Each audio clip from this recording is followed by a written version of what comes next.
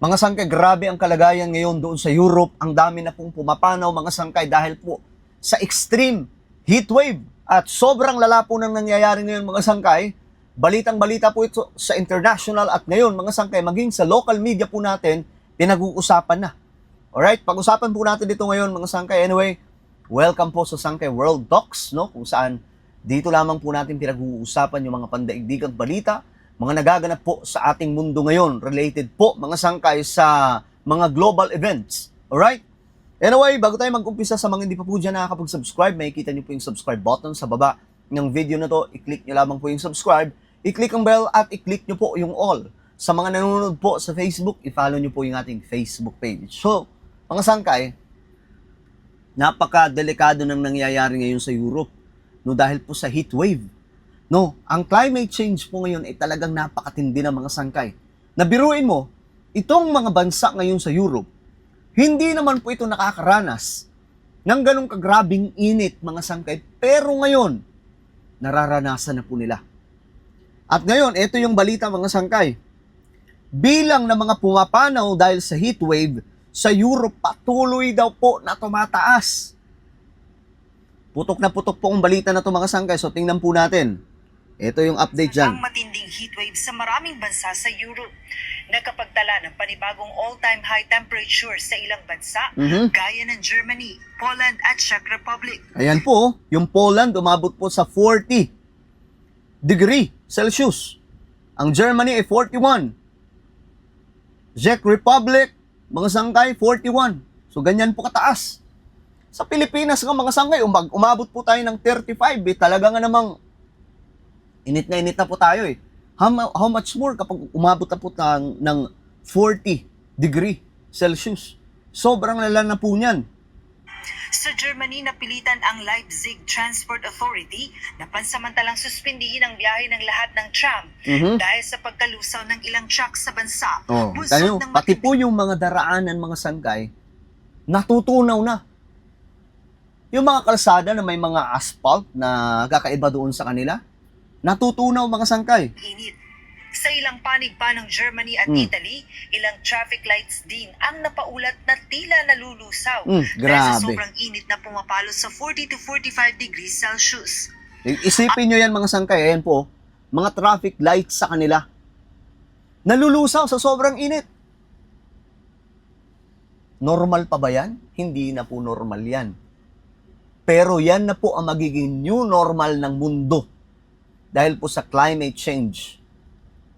Alam nyo mga sangkay, bago nga po ito ibalita ng mga local na media dito sa ating bansa, pinag-uusapan na po natin yan dito. 'Di ba? Kung updated ka lagi dito mga sangkay, pinag-uusapan na po natin yan na ito na nga po ang nangyayari, may extreme heat wave, no? Na nagaganap sa ating mundo doon po sa Europe. Talagang malala mga sangkay, no? At sumabog na po ngayon sa mga balitaan, pero nauna po tayong magbalita tungkol dito mga sangkay. Nakaraan pa, pinag-uusapan na po natin ito. Ayon sa mga pagtataya, higit 191 milyon na ng mga tao ang nakararanas ng temperaturang lampas sa 35 degrees Celsius. Grabe. Habang nasa 381 milyon naman ang nakararanas ng init na higit 30 degrees Celsius. Sa France, tinatayang mahigit 1,000 na ang nasawi mula noong June 24. Grabe.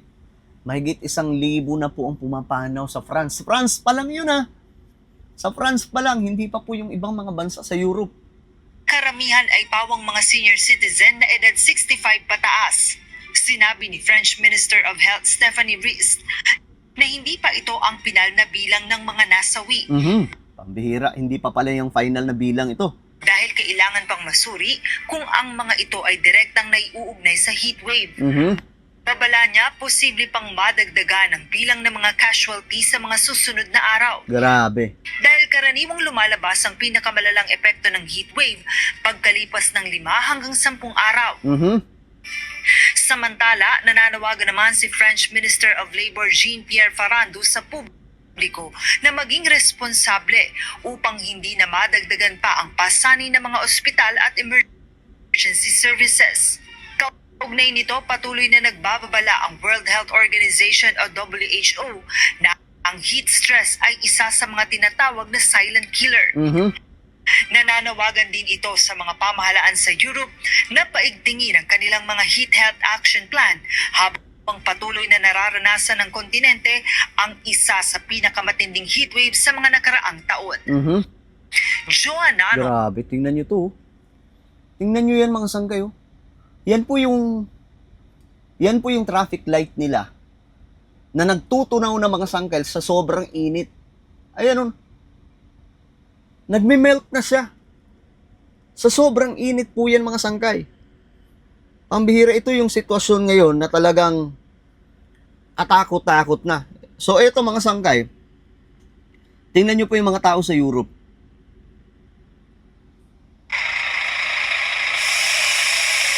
Nagpapaulan na po ng mga tubig mga sangkay mula po sa mga bumbero para lamang po mainitan sila. Berlin Police use water cannons to para po palamigin sila. Dahil nga po sa temperature doon sa Germany na umabot po sa all-time high of 41.5 degrees Celsius. Ayan. Grabe. Hindi pa po ito nangyayari sa Pilipinas mga sangkay at huwag po natin asamin na mangyari sa ating bansa. And take note ang mga bansa na ganito mga sangkay like Germany at Spain, iba pang mga bansa sa Europe. Guys, hindi po sila nakakaranas ng ganitong klaseng init. Pero ngayon nararamdaman na po nila. Hindi lang po yan mga sangkay, ang dami pong mga video na kumakalat na talaga nga namang katakot-takot na po itong nangyayari sa kanila. Eto, tingnan po natin. Europe is getting absolutely cooked right now. Hundreds of heat records are being broken daily. Thousands of Grabe. schools are being closed. Public events are being cancelled. Alcohol consumption restrictions are being put in So, maraming mga eskwelahan sa Europe nag-close, nagsarado muna.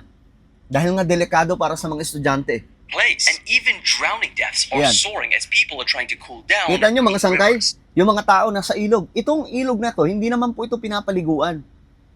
Pero mga sangkay, pumupunta po sila doon para po kahit paano maibsan po yung init na nararamdaman po nila doon mga sangkay.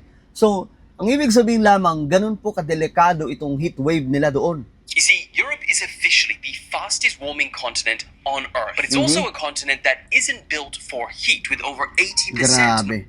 not even having AC. So, when summer hits, each seemingly becoming hotter than the last, it is brutal. Take from Grabe oh. Naliligo na po sila sa mga kalsada, mga sangkay na may mga tubig. So ito na po, nagpapanik na nga po yung mga tao doon sa Europe ngayon. And hindi ko alam kung hanggang kailan tatagal ito mga sangkay, may El Nino pa, ang bihira. So ito ay patunay na ang climate change ay lumalala na po mga sangkay. Alright? So ano po ang inyong opinion? Comment down below. Huwag niyo pong kalimutan na i-subscribe yung ating YouTube channel. Mag-iingat pong lahat. God bless everyone.